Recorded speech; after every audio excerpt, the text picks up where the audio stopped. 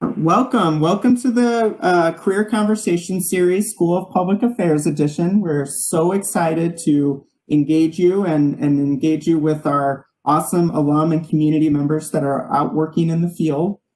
We are going to go through a set of questions that we have put in front of them beforehand, and then we will open it up for some Q&A towards the middle and end of our session. So we'll kind of go ahead and get started.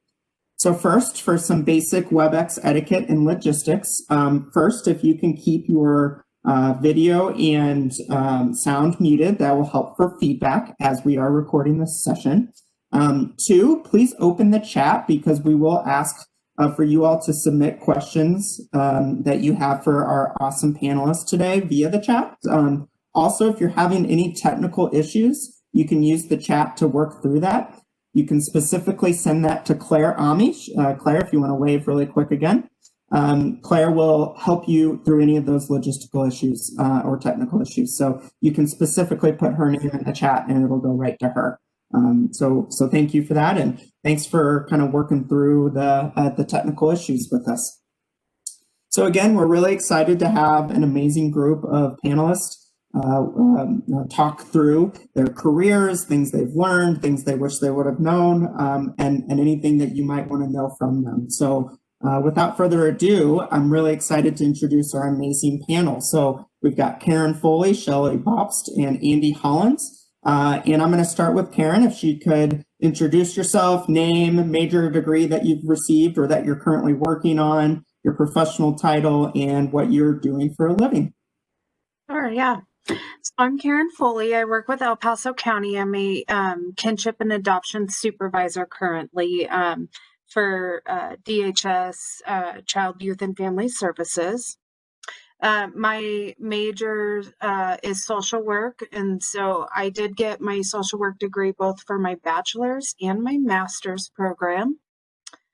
And I think, I guess that's it. I'm glad to be here and talk with you guys today. Thanks, Karin. We'll pass it on over to Shelby. Hi, everyone. Thanks for joining us this afternoon. I want to say thanks to Claire and Danny and Pam for inviting me to join. My name is Shelby Bobst, and I am with Pikes Community Foundation. I have been here, it'll be 4 years in 13 days, so less than 2 weeks, which has flown by so quickly, and it's a wonderful organization to be with, doing a lot of work in the community. I received my master's in public administration in December 2016 from UCCS.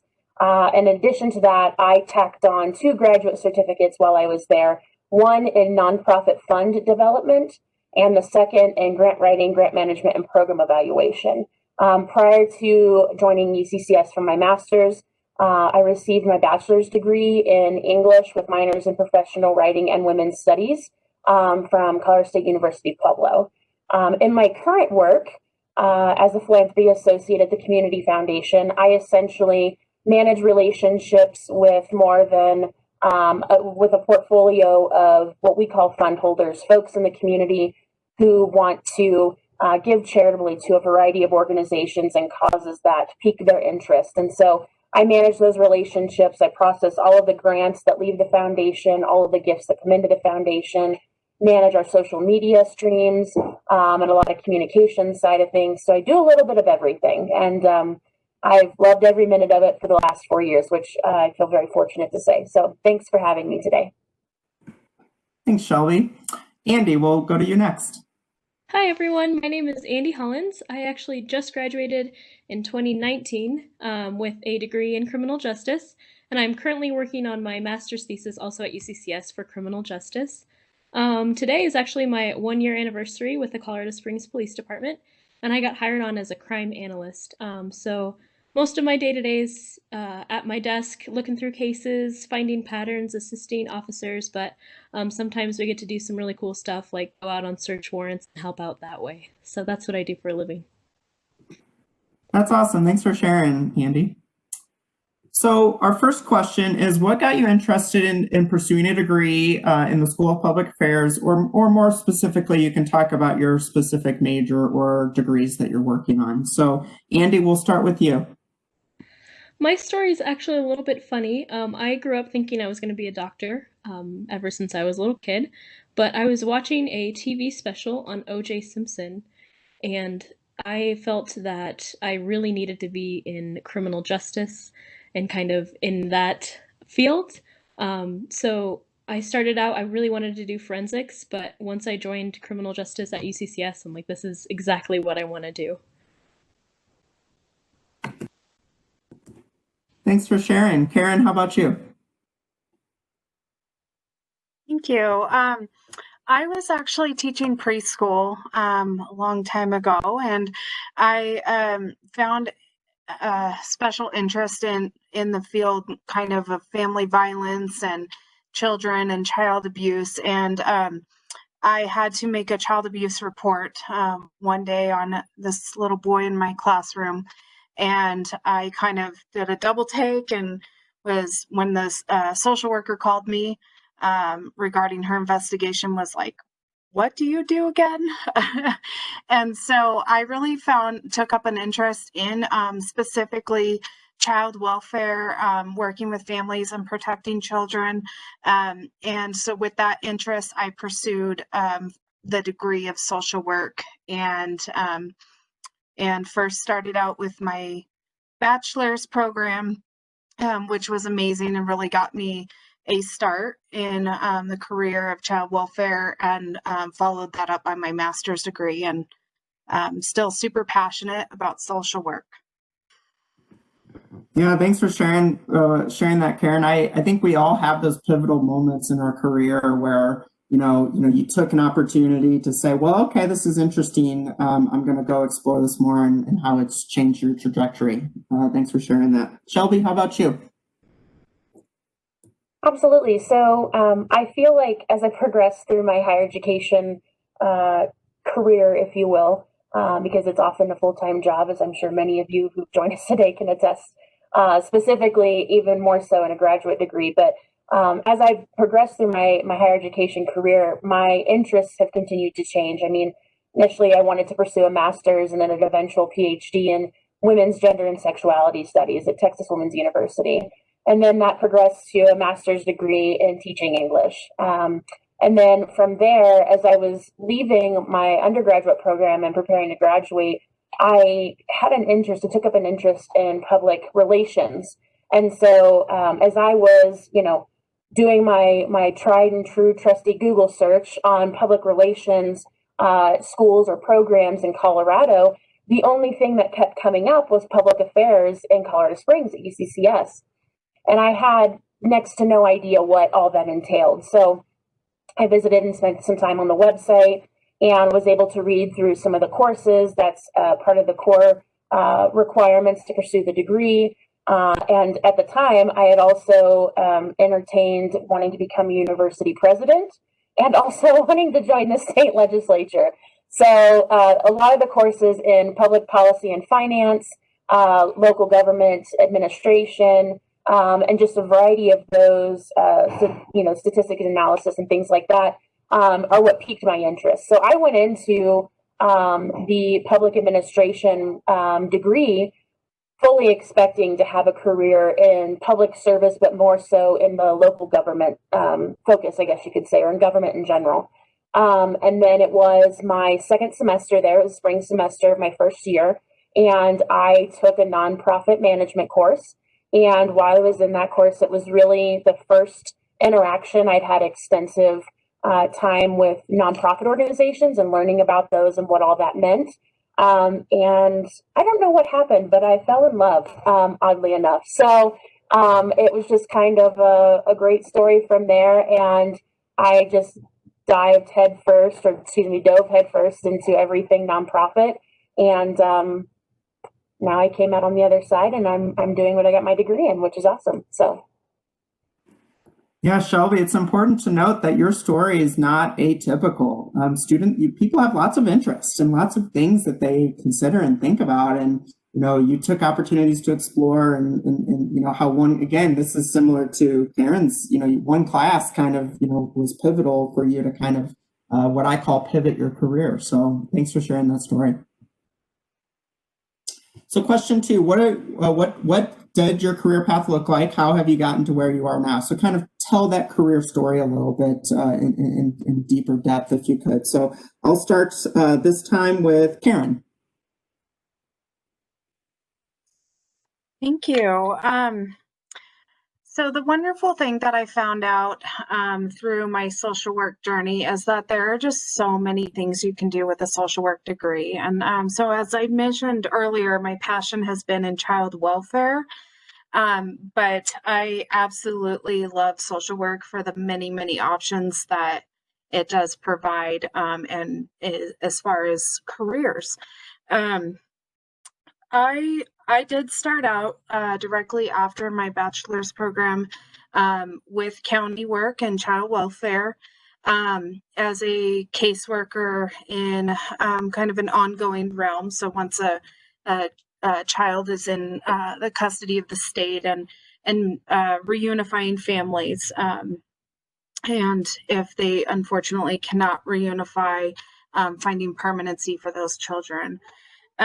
From there, I decided to try something different, and I went into medical social work, and I worked as a dialysis social worker with patients that were receiving dialysis for their kidneys. Essentially, their kidneys are failing and they need dialysis 3 and 4 times a week. And I got to work with patients on kind of short-term counseling goals and help them get resources and on kidney transplant lists and things like that. So that was a really neat opportunity for me.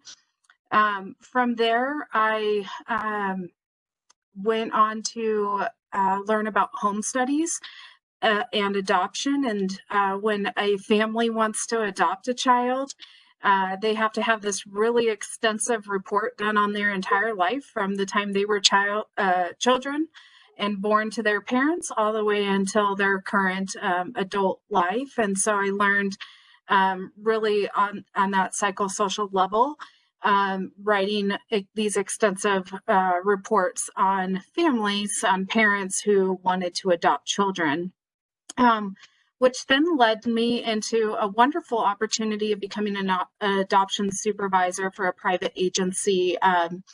Bethany Christian Services is where I worked, but it was in California. And I did that for a year before I made the leap to move out of state and move to wonderful, colorful Colorado, where I picked up work back in the county realm with El Paso County. I've been there now since 2017.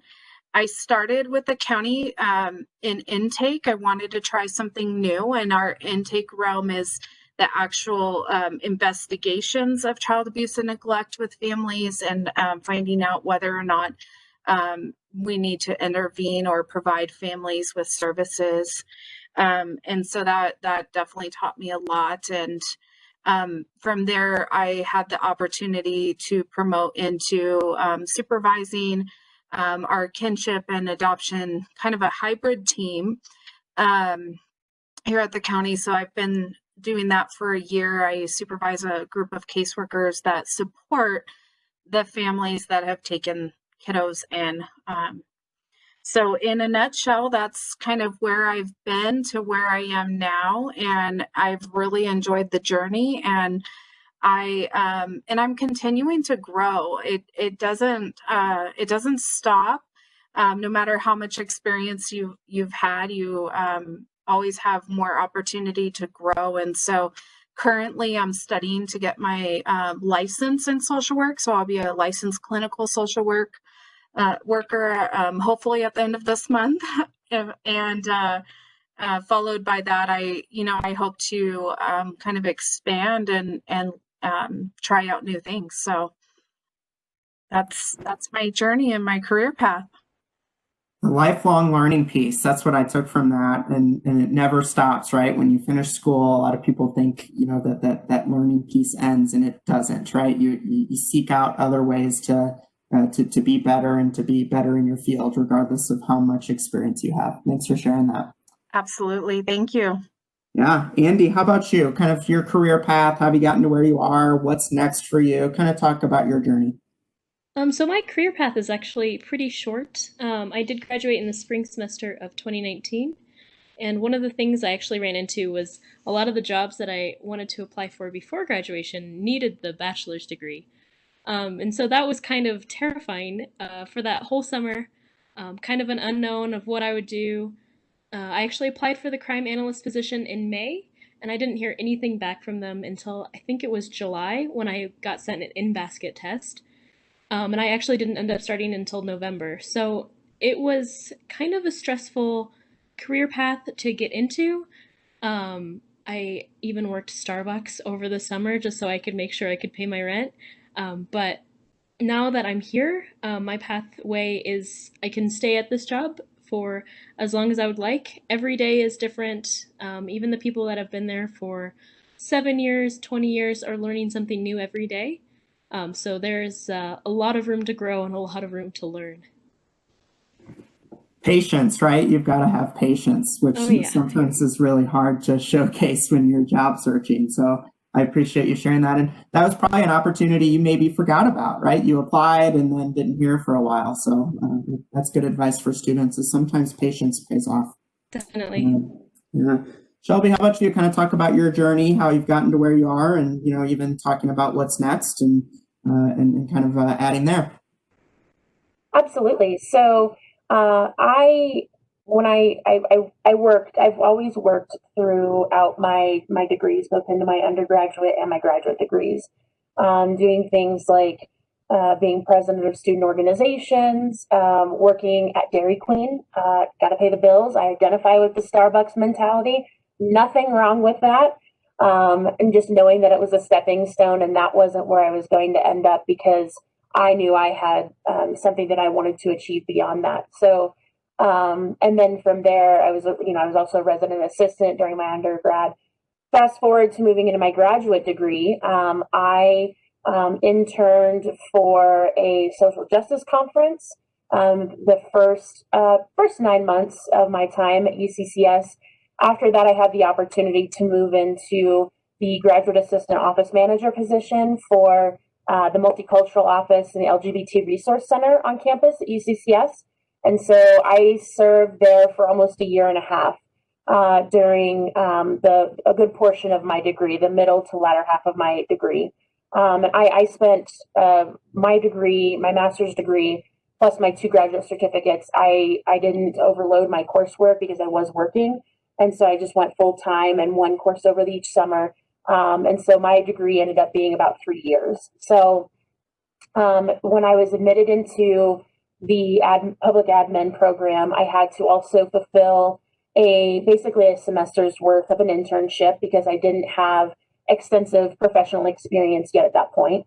So I reached out to an organization in the community, the Colorado Springs Philharmonic, because I had really great interest. The arts have been super important to me my entire life and have really influenced who I am. And so I reached out to them. They'd not had an intern before.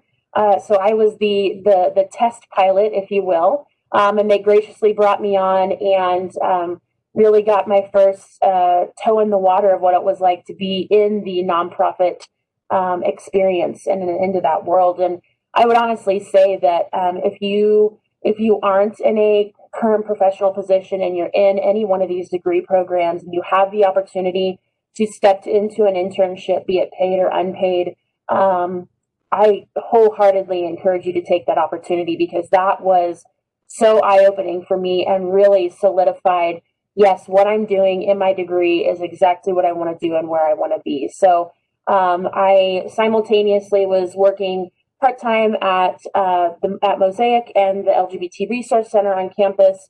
The other part of my week, I was part-time as my internship for 6 months at the Philharmonic. From there, I had the opportunity to move into a paid internship with the Boys and Girls Club here in Colorado Springs. And again, that was running parallel to my time on campus as well. And then as I sort of, this was toward the end of my second year of my degree, I started looking at full-time positions, professional positions. And so luckily I found one locally for an organization focused on housing. And I interviewed for a development associate position in their fundraising department. And they took a leap of faith and hired me as a very green, very young fundraiser. And my boss very quickly became a mentor to me in that field and taught me a lot about what I know and what I still hold true as like important tenets to me in my work as a fundraiser / my work in the nonprofit field. So I spent a year there and even led some of the work of the development department in the absence of the development director for 3 months. So that was a huge world shift. And then I had the opportunity, the more time I spent in my degree and the more I learned about foundations and great grant making entities. So, organizations that are giving away the dollars, that's the fun part, right? I decided I want to find a way to work at a foundation. And so I interviewed for an opportunity at the Community Foundation, and it came down to being between myself and another person who had 15 years of Community Foundation experience. And at that point, we had just gone through a restructure, and so they really needed someone, who knew what they were doing, essentially. And so they did hire on my colleague. 2 days later, after they had let me know that I hadn't been hired for that position, they called me back and said they had created a finance and operations associate position and wanted to offer it to me. So it wasn't something they were originally hiring for. So instead, they saw, I guess, what I was capable of, created a position, and I was onboarded into that position. So for the first 18 months of my time at the Community Foundation, I served as a finance and operations associate. And then I was able to move into philanthropic services, which is essentially that relationship management piece and grant management and all those sorts of things. So here I am, like I said, almost 4 years here in 2 weeks. And next steps for me is my wife and I have made the decision to relocate to Ohio to be with her family. And so she's there. All of my belongings are there. She has a job. I'm just waiting to secure a position.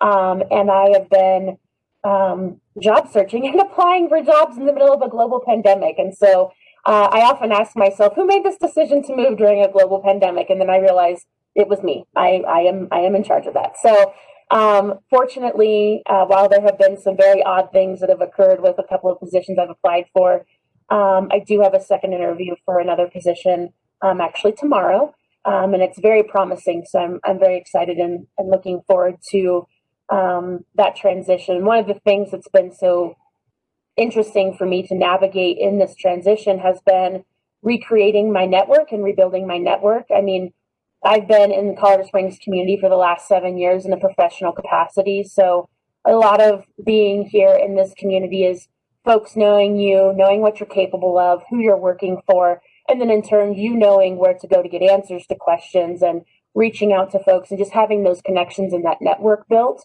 And all of that started with a lot of the opportunities that I received at the public administration program. And so I took that with me when I left. And so now I get the unique challenge, but then opportunity to refocus and work on building that network in Ohio, where I'm relocating to, while still maintaining the network I've built out here. So it's going to be a very interesting next 12 months, I'll say. So.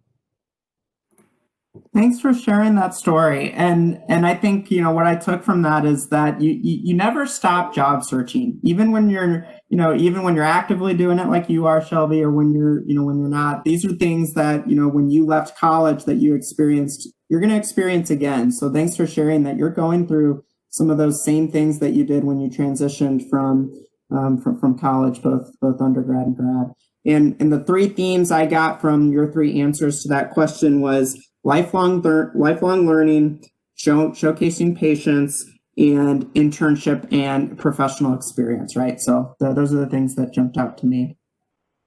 So question 3, what has been your greatest takeaway from receiving your degree from UCCS, specifically within the School of Public Affairs, or from your degree that you received? So Andie, we'll start with you. I would say that my greatest takeaway was actually, I was in the CJ program, so we have to do an internship. And my internship, I actually ended up doing something completely different.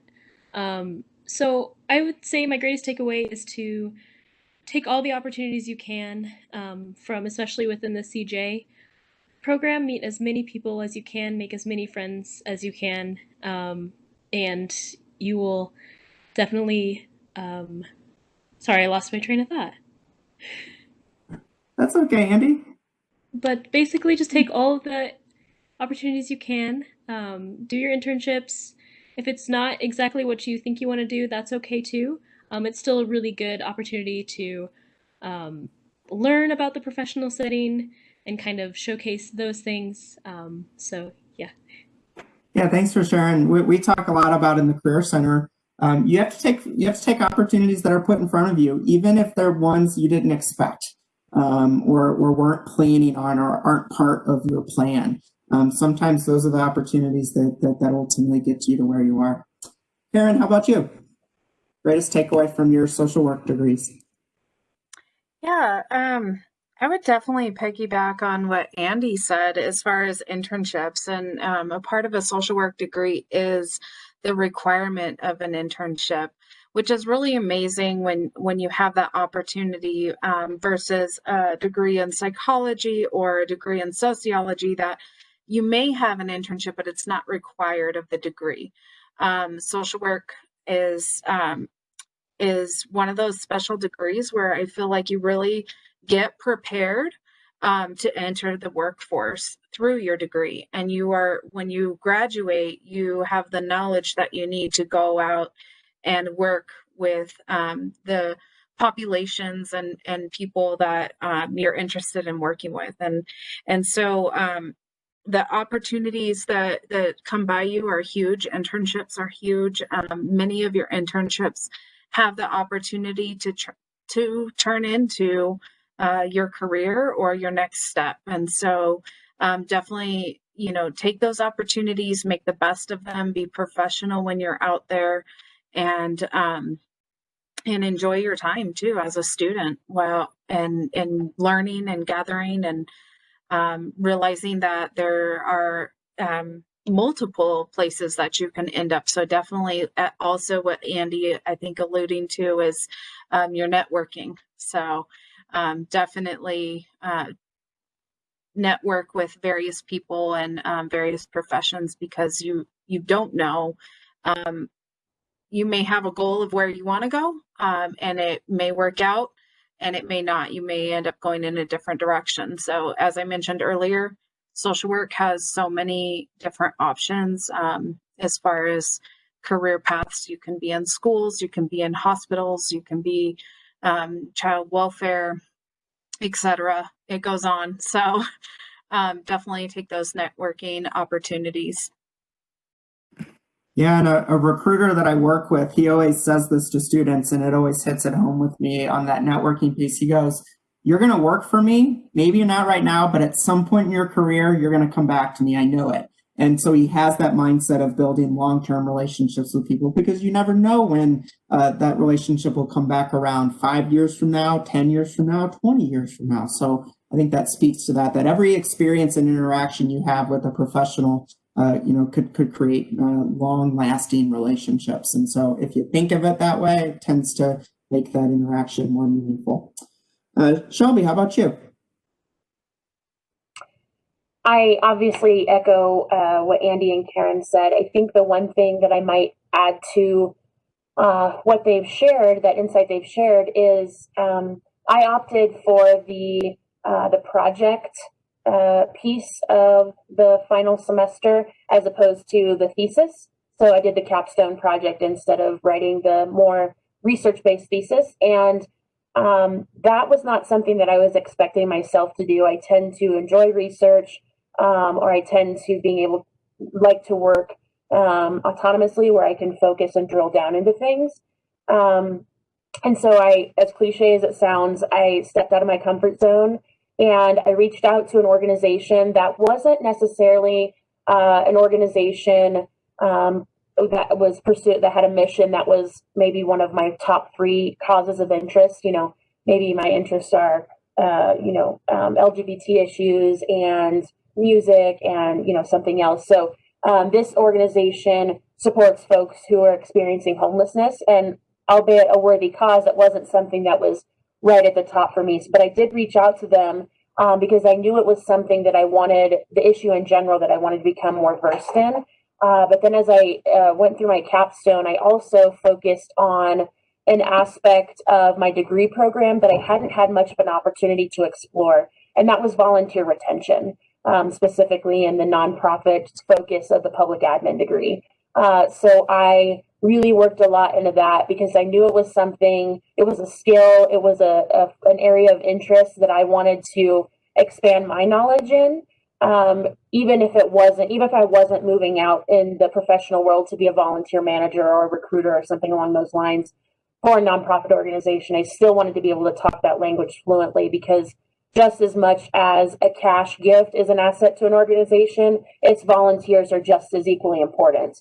So that was kind of the mindset that I took. So really having the ability to pursue the capstone option as opposed to the thesis and have that hands-on, tangible product and that I delivered to that client, it was huge. And I really embraced the ability, or the saying, I guess, if you don't ask, what's the worst they can say? No. Like, if always ask, always reach out and say, could I do an internship with you? Could I study and explore this issue with your organization?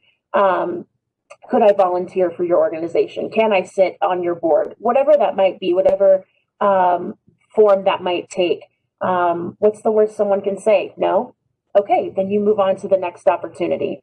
And it's still something I'm still struggling with and trying to embrace, but it really has worked well for me. So the tangible option paired with being able to step out of my comfort zone and just being willing to hear no, but then ultimately receiving a lot of yeses was huge. So we love that mindset, Shelby, and I think you hit on a volunteering sometimes is often put to the bottom of people's list because maybe they don't think it's as valuable experience, but I think quite the opposite. I think a lot of organizations look at people that have volunteered to gain experience as, wow, you took an opportunity to do good for the community, but also better yourself. And so I think that volunteer piece is something I picked up there. So thanks for sharing that, Shelby.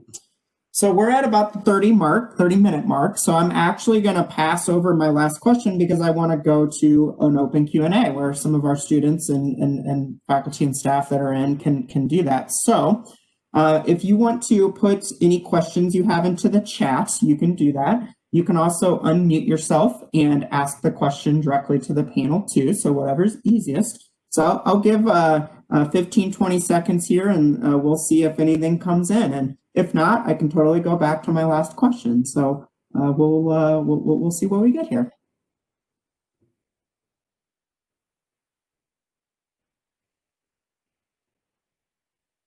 So either throw the questions into the chat or unmute yourself, whatever's easiest for you.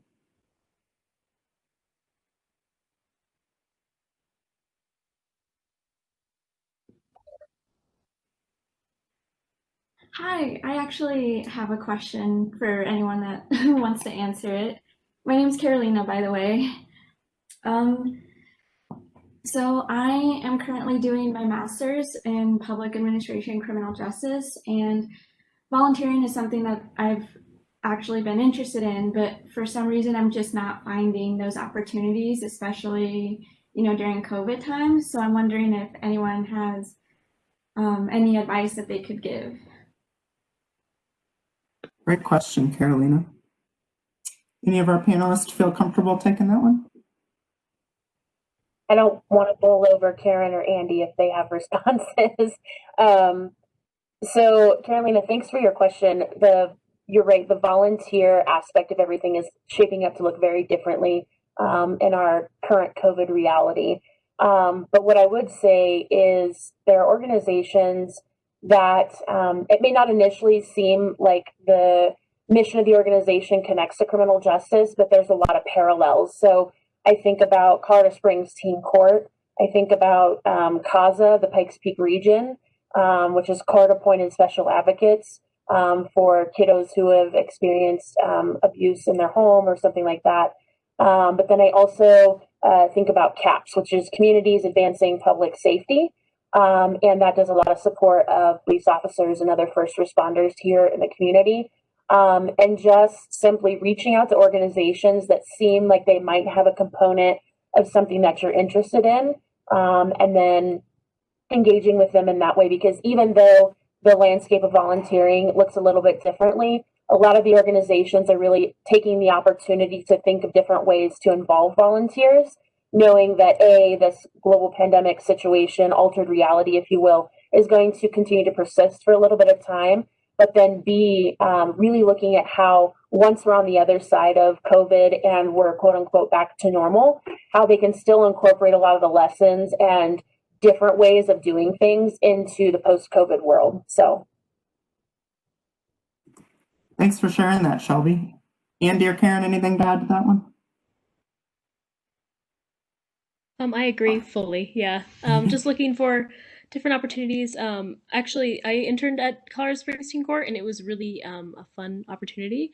So if they are taking volunteers, or if you can figure out how to do that in the COVID times, it is a crazy time. It's super different, but just trying to get creative with how you're volunteering, I think, is important too. Yeah, and I agree as well with what both my colleagues said, and would add, I absolutely love CASA. I think it's a great organization, and thank you for Shelby for bringing it up. And it would be, I mean, they're always looking for volunteers, so it would be something that you could do definitely even amidst COVID. So.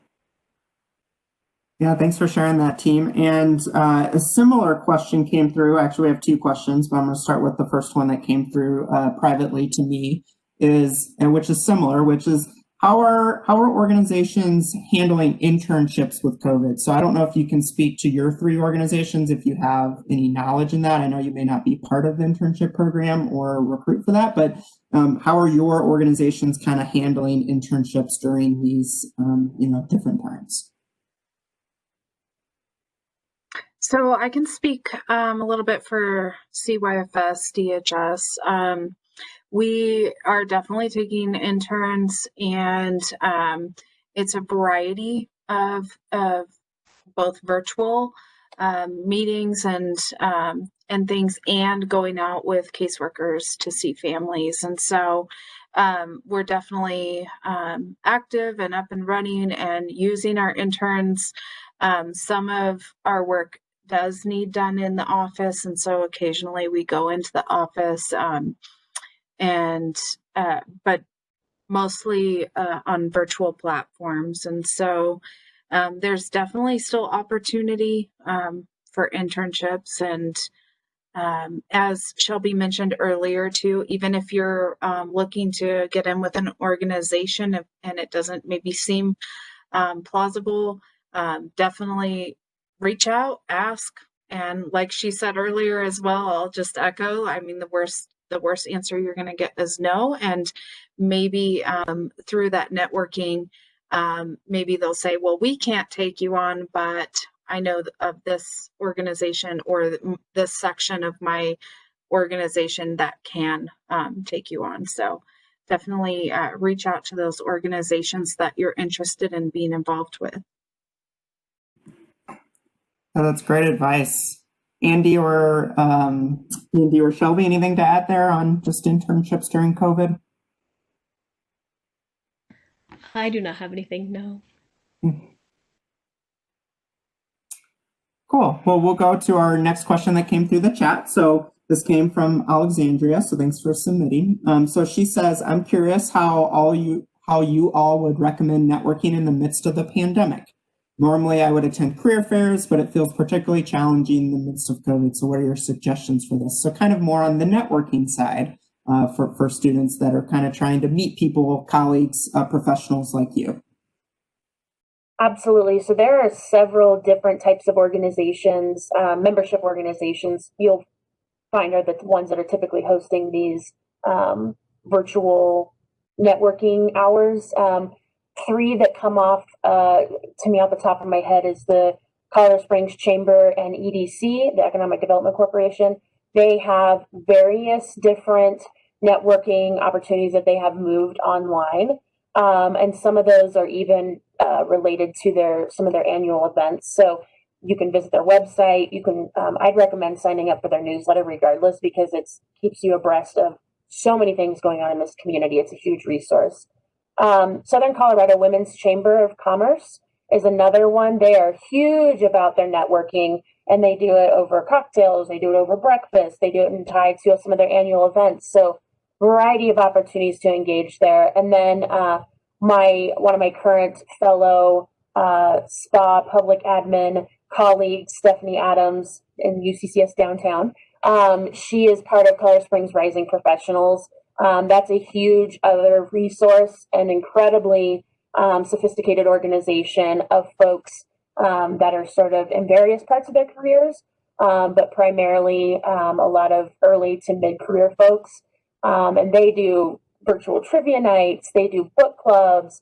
I know SPA also has a book club through, I think it's probably the Pi Alpha Alpha group, the Honor Society, but I could be mistaken. But really any of those opportunities to get engaged, and those might be some of the ways that you could consider touching base with those folks. And then of course, the Black Chamber and the Latino or Hispanic Chambers of Commerce here locally as well. Lots of opportunities to get engaged. So thanks for sharing those very tangible ways to do it right now. And I would be remiss also, Claire Ami would be upset with me if I didn't say shamelessly that we in the Career Center are part of a virtual career fair that's happening on November 12th with 13 other schools in the state of Colorado. So we have partnered across the board with all the CU system schools, CSU, and then even schools as you go into the western part of the state.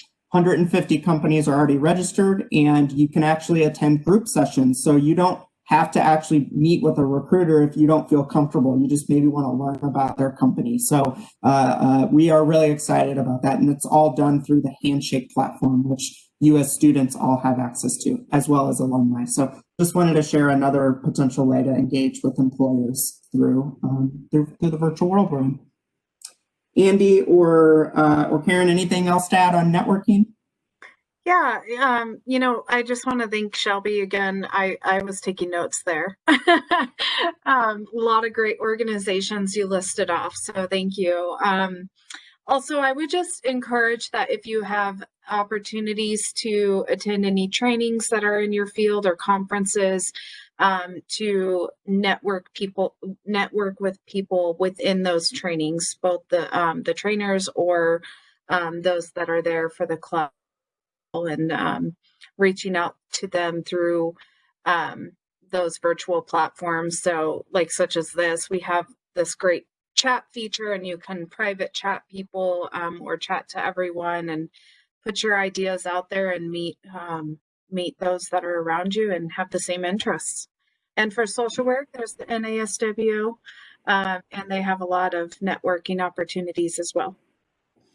Yeah, Karin, we've also noticed during these times that a lot of these professional associations have offered their conferences up for cheap or free. And they're done just like this via a WebEx or a Zoom or some platform. So you might actually have a cool opportunity to meet with some people and mingle at a conference that would have cost a lot of money before the pandemic. So that's a trend we're noticing in the field. Cool. Other questions from the group for our awesome panelists?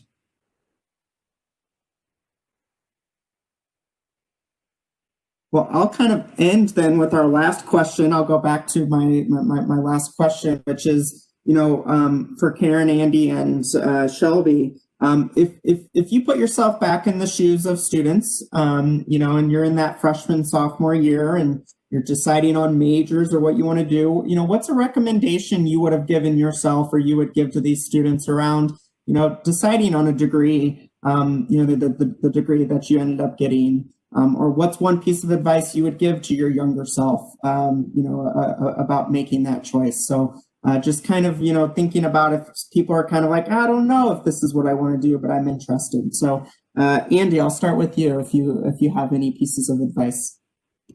I'll actually start with a little bit of a story about myself. I went to a different college my first year, and I was a biology major. Before I decided that it was not for me at all, and I really wanted to be back home here in Colorado Springs.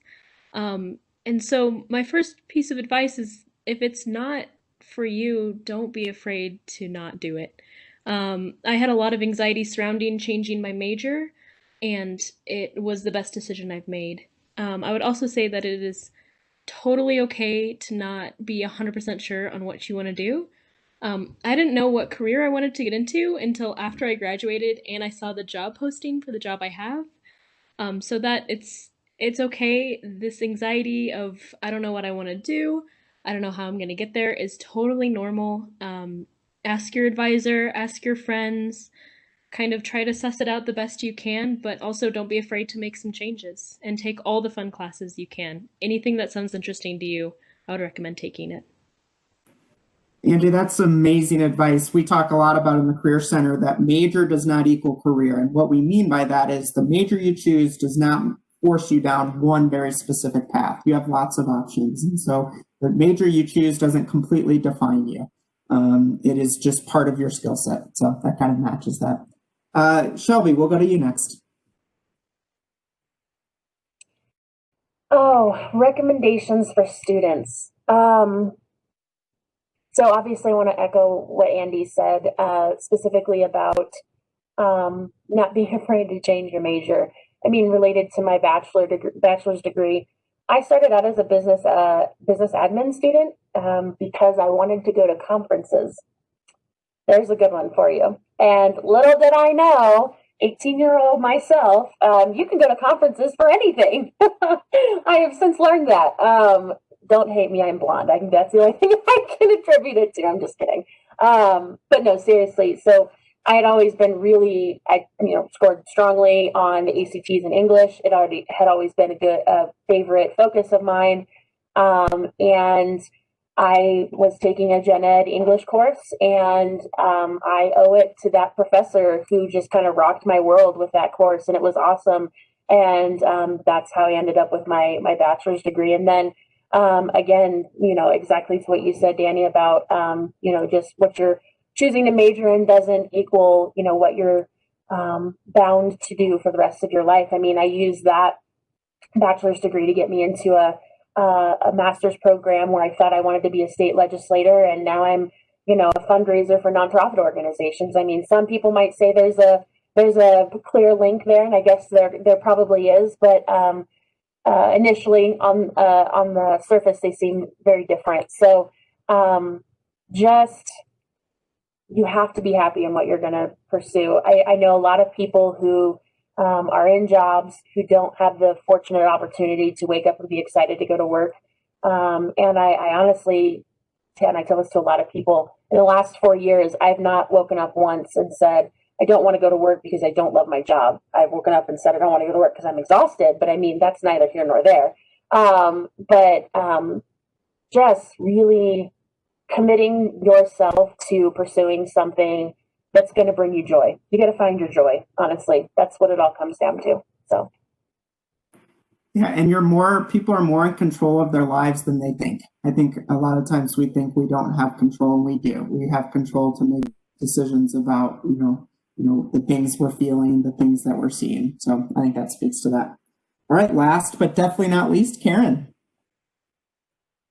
I just have to echo what Andie and Shelby said, and I think I did a lot of twisting and turning and going different directions before I found social work, and so once I found social work and was very passionate and fascinated by every single one of the classes I took in social work, I went full force, and so But don't be fooled by that when somebody is full force in a degree and then they get their career in social work as well. I had all my twisting and turning and changing of mind and all the anxiety prior to finding that. And so I just want to echo what Shelby was saying as far as do what you're passionate about, do what makes you happy. And also what Daniel kind of said as well is that your career, if you do get a degree in a specific major and you find that that's not the career you want to be in, don't be discouraged, because you still have a skill set that you've built upon, as Daniel said, that that you can go in many different areas and directions with. And so utilize that to your advantage. And as Shelby said, do what makes you happy. And I too am with Shelby is I've never woken up and said, I don't like my job, I don't want to go to work. And if I in my youth, and I had other jobs like fast food and things, when I encountered that, I said, okay, well, let me find what I do want to do. And so if you're not happy in the direction that you're in, as Andie kind of pointed out, that you don't be afraid to make the leap in the opposite direction. Just keep pushing forward, keep growing, and keep going in a direction that makes you happy and meets your goals. Yeah, well, to kind of sum that up too, work into your passion. It's okay if you don't know what your passion is. People don't have those aha moments of like, oh, I'm interested in, my passion's social work. You work into it. And as you work into it, you're like, all right, this is my jam. This is what I want to do. Or sometimes you learn the opposite. This isn't what I want to do. And then you can pivot. So work into your passion. Well, panelists, thanks so much for the opportunity to engage you and talk you through. Just a few resources for our students to know about before we do an official thank you to our panelists. First, you have amazing resources on the School of Public Affairs website, and that's constantly being updated with new resources, new things. So definitely take advantage of that. Handshake is also something I talked about. This is your job and internship platform that the Career Center runs. And we have over 3,000 active openings at any time from companies both here in the state and regionally and locally, but also nationally. So if you do have other interest. Of course, LinkedIn's a great tool, not something we hit on specifically today, but LinkedIn's a great tool to engage professionals and network. And then we're always here for you in the Career Center if you want to set up an appointment and talk about your career. It looks like both Shelby and Karin put their email addresses in. Thank you to the chat. So thank you for doing that. I'm sure Andie is willing to put hers in there as well. And please connect with these amazing professionals. So again, Karin, Andie, and Shelby, thank you for the time and energy you gave us today. And we're so grateful that you're giving back. Please let us know if you need anything. That kind of ends our School of Public Affairs edition of the Career Conversation series. Thanks so much. And Claire and I will stay on if you need anything. Thanks. Thank you. Thanks.